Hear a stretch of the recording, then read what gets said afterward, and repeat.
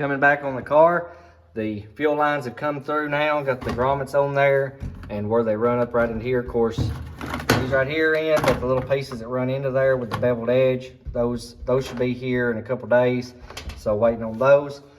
All the wiring for the lights is ran back here to where they go. They've just not got the little ends crimped on them yet. But the wiring is in place there. And running down right there. And everything's just sitting in there for testing. Kind of like the Chevelle. I done a video showing everything sitting in place just like this, just to test everything before I put it all in the dash permanently to make sure everything works. So now let's go up under the hood. Now going up under the hood. In the last video of the car, this line right here wasn't on, but it has a really nice little end made specifically just for the factory Coyote rail fuel line end. You may say, well, why is this right here not already on there? The reason why it's like this is so that once all the fuel system is hooked up, turn the key on, you pump any debris that's in this line out into a jar until the fuel's clean before putting it in here. That way you don't pump a bunch of trash into your engine. Now going over here, the actuator's back on for that side tilt hood. The cover is not on yet. The cover has to go on before the battery box, but here's a custom made battery box.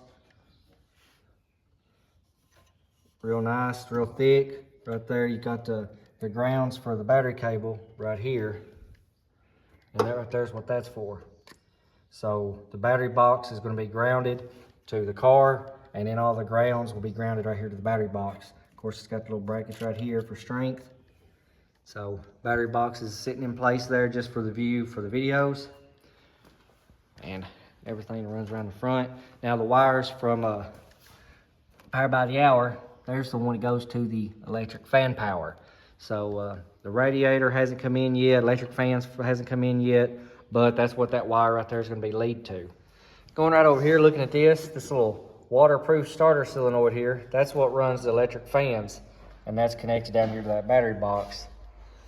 The battery is in, and about to put a little fuel down in here. The fuel lines and everything ain't hooked up yet because them two pieces, of course, hadn't come in. But we're gonna stick a little bit of gas right down in here and just show that it does run with that Power by the Hour wire harness.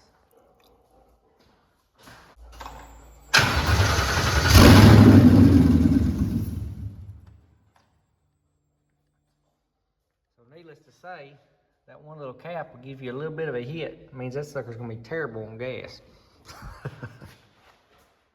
There you go. It cranks, it fires. We'll have to wait till those little pieces come in for the back. Should be today, and we'll get a video of it sitting there running.